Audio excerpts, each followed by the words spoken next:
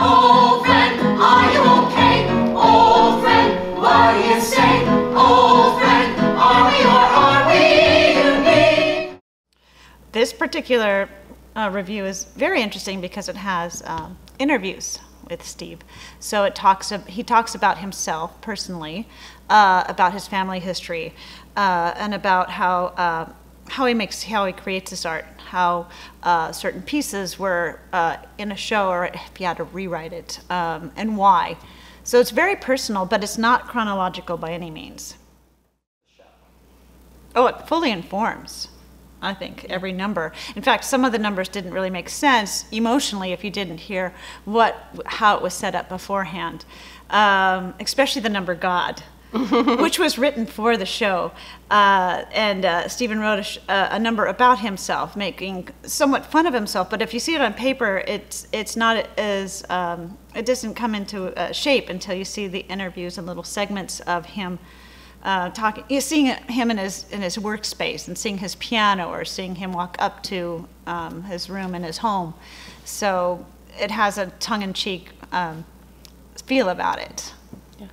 Instead of, because it's called God, so he somewhat makes fun of himself. Right. And I have to say, having worked on the music in depth with the cast before we began our rehearsal process, and then, excuse me, going through the entire process and then adding in the video at the end, I was sort of a little doubting about how much I was going to like the video. You know, I was thinking to myself, gee, how's this video going to help? What's going to happen with this video? And as soon as I saw the video, the first time I saw that, I kept getting emotional. I mean, I could not believe how beautifully the video sets up the next musical number, and how, I mean, the music in and of itself is just fantastic because it's Sondheim, but the way that they've interspersed these videos and how they inform the storyline, if you will, which is just really a story of his journey through life and his creative process, is so beautifully put that I was not prepared for that. It was. And in fact, I think the whole cast would say that the first time we did that. Everyone was just a mess going, wow, this video isn't just a fun little trick. Look, we can do videos on stage now. It's not that. It really informs the piece as it moves, as it goes through, and it's remarkable. Just out of reach, down the block on a beach, maybe two, maybe two, maybe two, maybe two, maybe two, maybe two, maybe two, maybe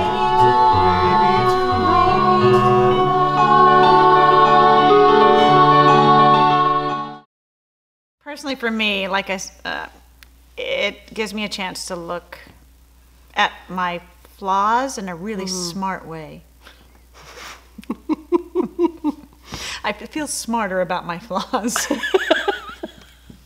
That's good. I do. And sometimes I go, oh, I'm justified. I understand, because he has such a brain to be able to say the experience that people go through. Whether there's a whole segment of neurotics that he talks about, as you were saying earlier, how people are very, very interesting because of their flaws, because everybody is human. Everybody has these moments. So it just makes me feel that, okay, that I do have these flaws and these moments of insecurity and you know, the things I'm going through or went through or can look at again, gives me a different angle to see things through. Because some lyrics will go by and you'll think, how does he know that about me?